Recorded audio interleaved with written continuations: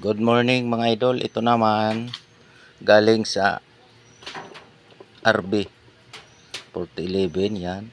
Ipapower niya yung letter A ng Jacon. Yan. Ito naman 1 kilometer papunta sa 6 port. Yan. Ito naman si 6 port. Nakanap box. Dito nyo ipapasok si ito galing sa letter A 1 kilometer. Yan. Ito na sinap box. Yan. Ito naman papunta kay client. Yan. Malapit lang. Sa poste, inanap box nyo to. Doon sa mga bahay-bahay lang. Ito naman, nakaano to, 30 meters. Yan, dyan siya kukuha. Pala, lalagyan nyo sa katabi nito, sa loob ng nap box, yung saksakan. Isa lang na saksakan para isaksak nyo itong power ng itong 12 volts. Ito yung power ng nap box. 12 volts back converter going to ito na yung linya niya. Yan, papunta doon. Mababang ano, kaya lang magiging dalawa yung linya.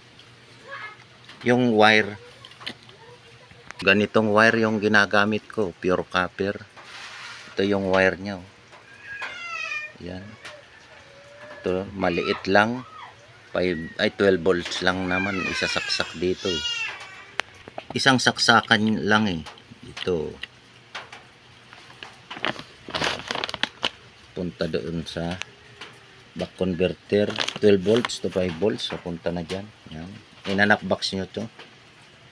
Inanap box nyo. Ito yung power nyo. Ganitong mga wire ang pigkukuha ko. Dami ako nito. Yung mga ano, mga lininis sa mga poste. Karalay-kalay na.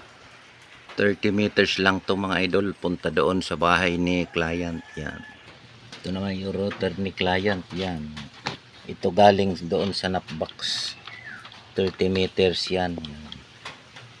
Yan. Ito naman yung ano niya. 5V5. Yan. Replace na yan mga idol. Yan. Thank you mga idol sa panonood. Please subscribe sa Iderbury Vlog. Salamat!